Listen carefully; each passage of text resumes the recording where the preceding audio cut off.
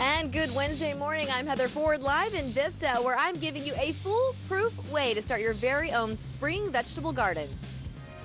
Hey, good morning. We're telling you all about a project that is changing the future of at-home gardening. How you can grow your very own tomatoes right at home. It's going to be so easy. We'll tell you about it coming up on Fox 5. Well, tell her that Heather Ford is telling us all about these super plants. They're not just plants, they're super plants. I knew you were going to do this. She's live in Vista at a special nursery. Everything is super. Super. Everything is just super. I love it. This is really cool, and I think at the Plug Connection, something that we've been trying to show our audience this morning is that this is really going to change the way you think about gardening. If you thought you never had a green thumb, you've got to come out and talk to the people here, because you are going to be able... Hey, I'm not putting that much pressure on you. I saw you react. We're not open for consumers, unfortunately. It's a wholesale industry event. Right, but people here can really educate the wholesalers, and then places like, I don't know, Armstrong Gardens, that's just down the street from me, or the regular gardener can get so much more information because of what you guys are doing here.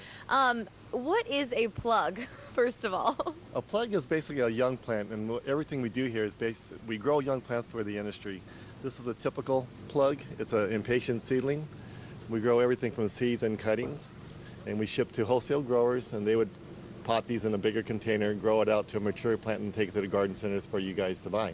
Right, and if you look behind us, there's so many beautiful flowers. Some of these we see regularly, and then other plants and flowers you all are coming up with almost as scientists for the very first time. Well, we work with breeders around the world that do that work for us. So we're part of the production process to bring it to the consumers, but we don't actually do breeding here. Okay, and then the little plugs, these are just baby plants, and they kind of move on. And how long would it take for something this small to grow into the flowers we see behind us? Probably 6 to 8 weeks. Yeah.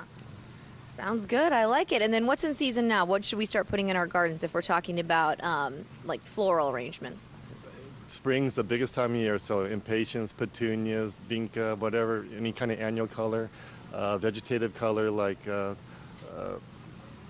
these New Guinea impatiens or nemesias, just anything. Spring's the best time of year for planting. I like it. If it looks pretty, then you can plant it, Pretty much, especially in San Diego. All right, so if you are just now joining us, we have been talking about a project that both Tim and John, who you're going to meet right now, have been working on called the Mighty MATO. We have some huge 8-foot tomato plants behind us. And John, for people who are just joining us, can you talk to us about this project? Yeah, Mighty MATO takes good heirloom varieties, great tasting tomatoes, and grafts them onto really hardy rootstocks. So you now have a tomato that's disease resistant, plus you're going to at least double your crop. And now's the time to plant them. Oh, wonderful. Yeah. For people who are confused or have heard the term genetically modified or GMOs, what does this have to do with that? Well, it actually prevents the need for GMOs because grafting onto a wild rootstock, which is natural, and has the disease resistant, means that scientists don't have to worry about altering genes in order to provide that. So this is the way to go. All right, the natural way to do it. I like it. How can people find out where to get these plants? Well, the thing you should do if you're in San Diego is go to your local garden center, like Mission Hills Nursery, Armstrong Garden Centers, and ask for the plants. They sell out quickly, so look for them. Also, if you go online to gardenlife.com, we sell over 40 varieties and we ship them all over. So go online to gardenlife.com or your local garden center. All right, and for someone who's sort of not genetically modified, but scientifically modified these plants together, do they taste the same as a regular tomato?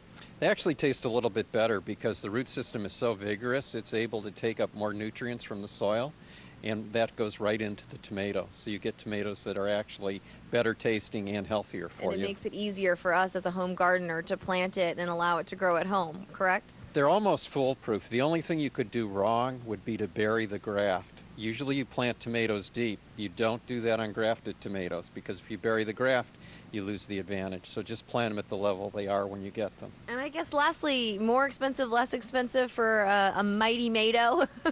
They're going to be double the cost at least, and the reason is that you have two plants. You have a root system is one plant, and then you've got the top, which is another plant. Then we have to pay somebody to stick those together. Right. So But over time, you're saving money at the grocery store Well, anyway. if the plant dies and you get nothing, you're much better with a grafted plant. And if you're going to get double the crop, you're doing better. All right. So I think that grafting's definitely the way to go. It's certainly going to change the way that Americans grow vegetables in the future. This is really cool. It's a win-win. There you go, Raul. Even you without a green thumb, you can do the mighty MATO. I can do Pretty the sure, mighty too. MATO. Hold on. I got one question Yeah, really go. quick. Okay. Raul wants to try lemons first in his Right. yard. Would you say that's a bad idea? I've heard lemons, like citrus plants, are the toughest to plant. Are they? Try first. Well, citrus are trees, and if you want to go with a citrus tree, lemon is really the easiest of the Right. citrus to grow. And they're kind of ever-bearing, so you always have a lemon on your Okay. tree to go See? pick. So, And it's Raul, okay to that's grow the it one I'd in like a start big with. pot? I can grow it in a big pot, right? In a big pot or in the yard? The ground would be best, but if you get a dwarf citrus, you can put it in a half-oak barrel. Boom. There you go. Dwarf citrus is what I'm getting. Tomatoes and lemons. By the way, a lot of people have been asking about the super tomato mater thing. How much and where can we get it? Because some people are looking for it. Yes, he just said that. Oh, I wasn't listening. you How much is it? How listening? much is it? How much is it? How much are the plants and where can you get them for people who need a refresher? The plants are going to range anywhere from probably $10 to $15, depending on the size that you buy. Pretty good. But check your local garden centers. We mentioned Mission Hills Nursery, Armstrong Garden Centers, or again online at gardenlife.com. Okay, we're going to go ahead and link that, fox5sandiego.com, for people who aren't in that general area. Perfect. But yeah, the Armstrong Gardens, you know, we've got them around just Yep. about every corner in San Diego County. I was asking more the price. So perfect. 10 to 15 bucks. Gotcha. Good deal. I have And if, people emailing would it me grow about this big? I know. At least. Yeah? At least. Don't be afraid to prune them. Last year, people sent me pictures of picking tomatoes off their garage roof. You let that get too big. Cut it before it gets that high. Yeah, we don't need any Jack and the Beanstalk experiments going on.